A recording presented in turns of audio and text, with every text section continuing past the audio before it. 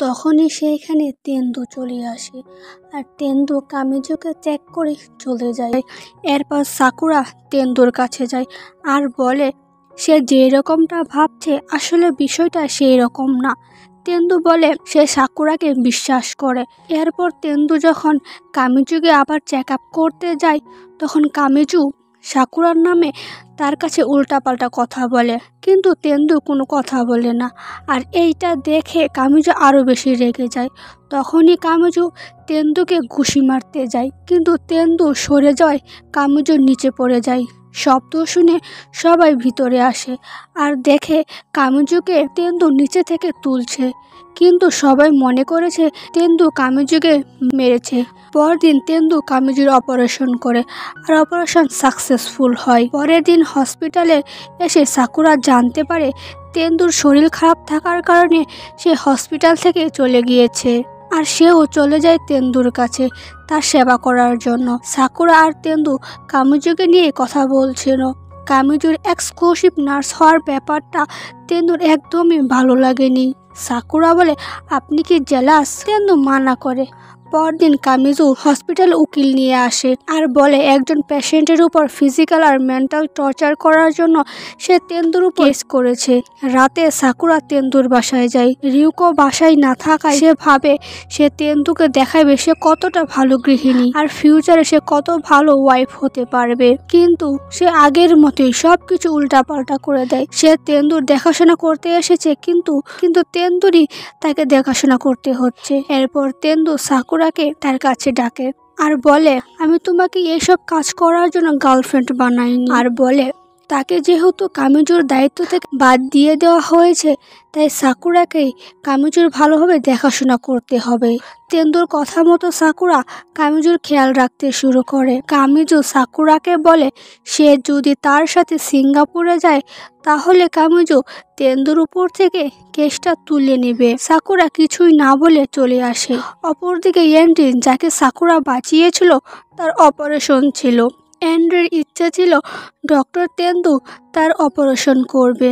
কামিজু তেন্দুর উপর কেস করার কারণে হসপিটাল অথরিটি তাকে এই অপারেশন থেকে বাদ দিয়ে দিয়েছে। অপারেশন থেকে বাদ দেওয়ায় তেন্দুরও অনেক খারাপ লাগে। সে ডক্টর মিউরিকে বলে এন্ডির অপারেশন ভালো করে করতে আর তার খেয়াল রাখতে। সাকুরা তাদের কথা শুনতে পায় আর সে ভাবতে থাকে সে কি করবে। রাতে তেন্দু বাসায় আসলে সাকুরা বলে কালকে তারা স্পোর্ট ক্লাবে যাবে। পরদিন সারাদিন তারা একসাথে কাটায় আর অনেক মজা করে। পরদিন হসপিটালে গিয়ে জানতে পারে কামিজু তার উপর থেকে কেসটা তুলে নিয়েছে, তাই তেন্দু এন্ডির অপারেশনটা করতে পারবে। তারপর তারা অপারেশন করে আর অপারেশন সাকসেসফুল হয়।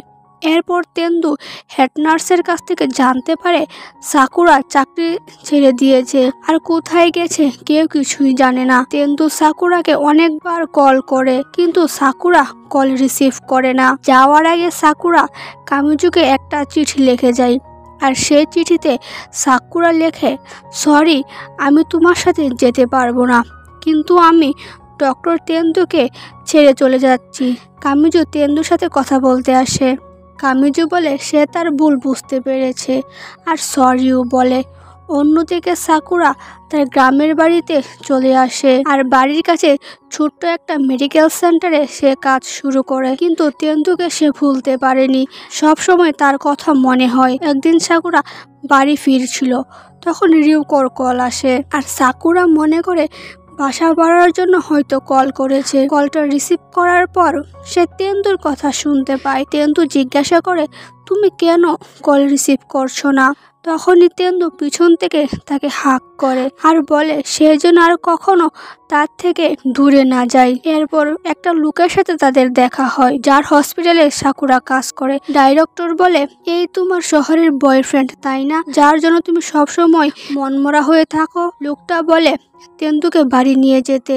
কথাটা শুনে সাকুরার মুখ চুপসে যায়, কারণ তার বাড়িতে অনেক মানুষ আর সবাই অনেক বেশি কথা বলে। তারপর সে তেন্দুকে বাড়ি নিয়ে যায় আর সবাই ডিনার করতে বসে। সাকুরার বাড়ির সবাই খুশি। সাকুরার বাড়ির সবাই তেন্দুকে অনেক পছন্দ করে। তারা সবাই অদ্ভুত অদ্ভুত প্রশ্ন করে। কেউ বলে কেন সে সাকুরাকে পছন্দ করেছে, আবার কেউ বলে সে কি বিয়ের প্রপোজাল দেওয়ার জন্য এখানে এসেছে। আর তারা কবে থেকে ডেট করা শুরু করেছে। আর তখনই আশেপাশে সবাই চলে আসে সাকুরার হ্যান্ডসাম বয়ফ্রেন্ডকে দেখার জন্য। এরপর তেন্দু সাকুরাকে টোকিওতে ফিরে যেতে বলে। আর সাকুরা তার হসপিটালের ডাইরেক্টরের কাছ থেকে অনুমতি নিয়ে সে তার পুরনো হসপিটালে ফিরে আসে। ডিপার্টমেন্টের সবাই প্রথমে তাকে ইগনোর করছিল, কারণ সে না বলেই চলে গিয়েছিল। পরে তারা সব রাগ ভুলে সাকুরাকে বলে তারা অনেক খুশি সে ফিরে এসেছে। পরদিন তেন্দু আর সাকুরা হসপিটালে যাচ্ছিল, তখনই হঠাৎ করে তাদের সামনে একটা বড় কার অ্যাক্সিডেন্ট হয়। আর সাকুরা মাথায় আঘাত পায়, সেও মাথা ঘুরিয়ে পড়ে যায় আর তাকে হসপিটালে ভর্তি করানো হয়। সাকুরার অবস্থা অনেক খারাপ হয়ে যায়, সবাই চিন্তায় পড়ে যায়। তেন্দু সারাক্ষণ সাকুরার পাশে থাকে।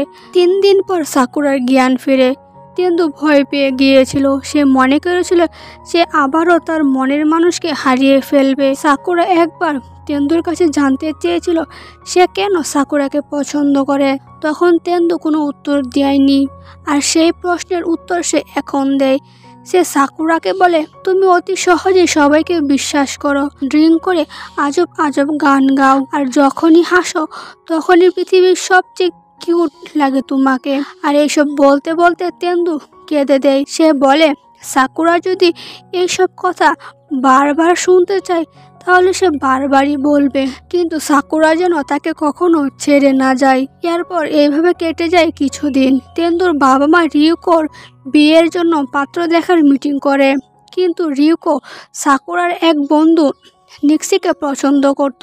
তাই রিউকো তার এই ছোট্ট বয়ফ্রেন্ডকে নিয়ে সেইখান থেকে পালিয়ে আসে। রিউকোর এই কাজের জন্য তার বাবা অনেক রেগে যায়। রিউকো ঠিক করে সে তার বাবাকে সরি বলবে।